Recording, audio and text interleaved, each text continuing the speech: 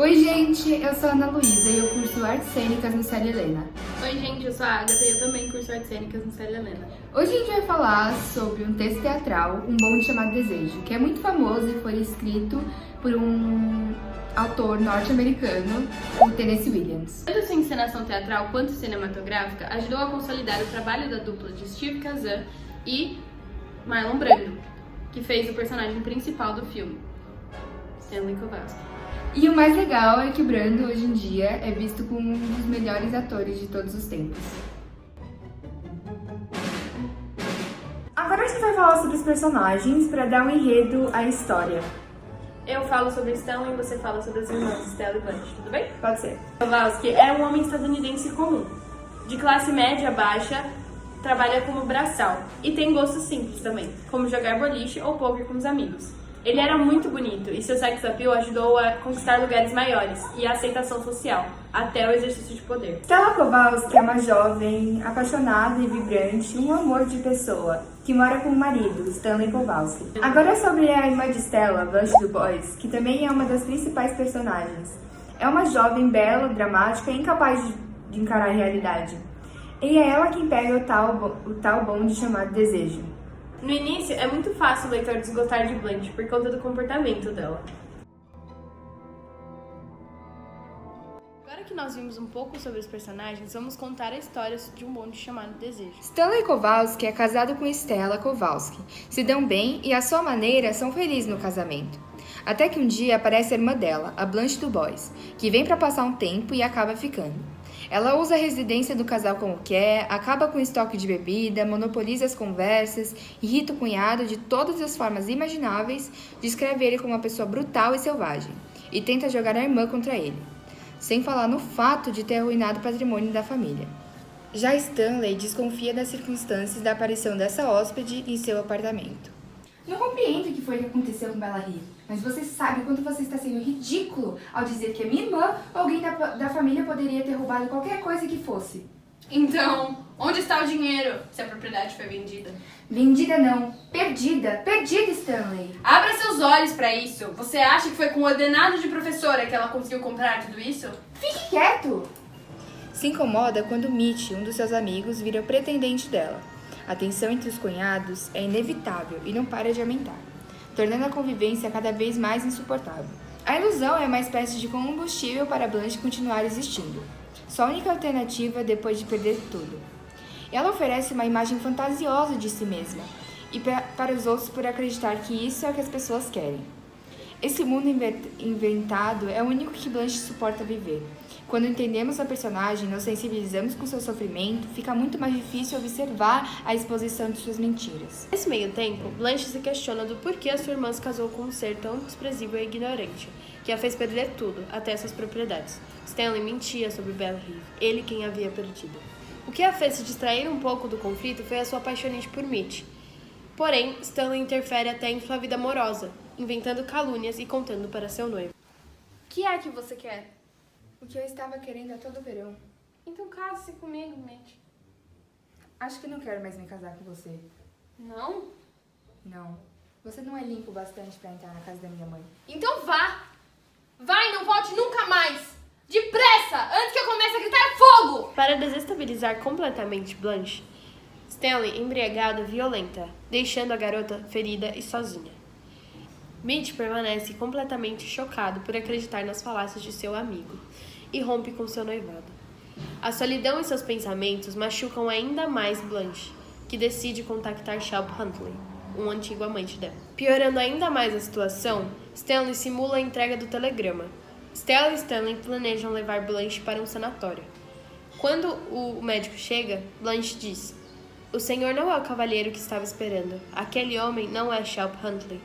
A mente de Blanche permanece deturpada e a mesma é levada ao centro psiquiátrico. Por mais triste que pareça, as últimas palavras aparentes de Blanche foram, repetidamente: "Seja o Senhor quem for, eu sempre dependi da bondade dos estranhos." Blanche sai de cena. Permanecem Stella, cuja acabara de dar à luz, e Stanley, que tenta reconfortá-la por meio da sedução. Stella está devastada pela perda da irmã, e assim se encerra esta triste e realista história. O cenário pós-guerra foi muito produtivo para o teatro. O fim da guerra trouxe o desejo do retrato real de uma sociedade que vivenciava o progresso e a destruição que as novas tecnologias causavam. As consequências disso são o sentimento de desumanização, que tem seus reflexos na arte e na literatura, no que diz a respeito à questão de identidade e alienação do homem, em relação a si mesmo e à sociedade. Além disso, existe também um sentimento de deslocamento causado pelas políticas resultantes do New Deal, nos anos 30 e a economia dos tempos da Segunda Guerra Mundial. Para enfrentá-lo, muitos se apegaram a um passado que lhes dava uma sensação de estabilidade.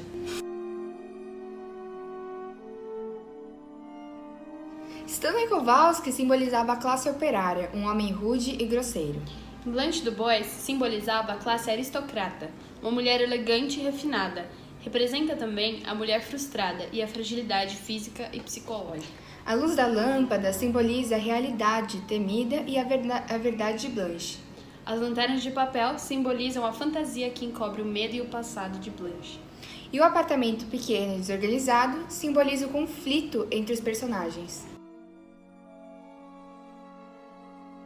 Tennessee Williams foi nascido em Mississippi em 1911. Começou a escrever em 1930 e sua primeira obra foi publicada em 1944. Ele foi um dos dramaturgos mais premiados dos Estados Unidos e, no auge do seu sucesso, um dos escritores mais requisitados por Hollywood. Suas peças misturam a realidade cotidiana de brutalidade e o erotismo ao lirismo e a busca de refúgio em um mundo sem coração. Nesta peça, Williams criou uma das personagens femininas mais marcantes do teatro, a Blanche DuBois. O realismo foi um movimento artístico e literário que surgiu nas últimas décadas, no século XIX, na França, e foi se expandindo pela Europa. Ele é um movimento que se opôs ao romantismo, indicando que o mundo não é apenas sentimental, como os românticos procuravam expressar, mas também duro e deve ser criticado. Em sentido duplo, o termo designa toda atividade artística baseada na reprodução da realidade. Em si, é possível ver onde o realismo busca a racionalidade e as condições sociais dos indivíduos na peça. Agora, vocês se lembram o que eu disse lá atrás? Se não, eu vou repetir para vocês. A ilusão é uma espécie de combustível para Blanche continuar existindo. Sua única alternativa depois de perder tudo.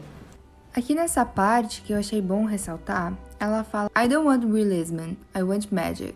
Ela quis dizer que ela não quer o realismo, ela quer mágica.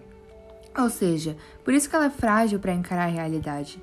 Ela se constrói com as mentiras e se alimenta também da imaginação que ela cria.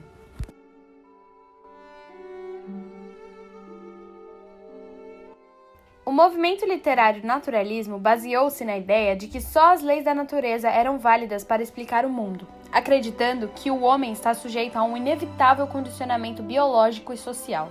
O naturalismo é considerado uma extensão do próprio realismo. Há, na literatura e no teatro naturalistas, uma preocupação com os problemas sociais, influenciados pelo positivismo e pela teoria de evolução das espécies. Os autores naturalistas preocupavam-se em apresentar a realidade com um rigor científico. Dentro da literatura, a linguagem utilizada nos romances é coloquial, simples e direta. Muitas vezes, para descrever vícios e mazelas humanas, usam-se expressões vulgares. Temas do cotidiano urbano, como crimes, misérias e intrigas, são usuais. As personagens são tipificadas. A adúltera, o louco, o pobre.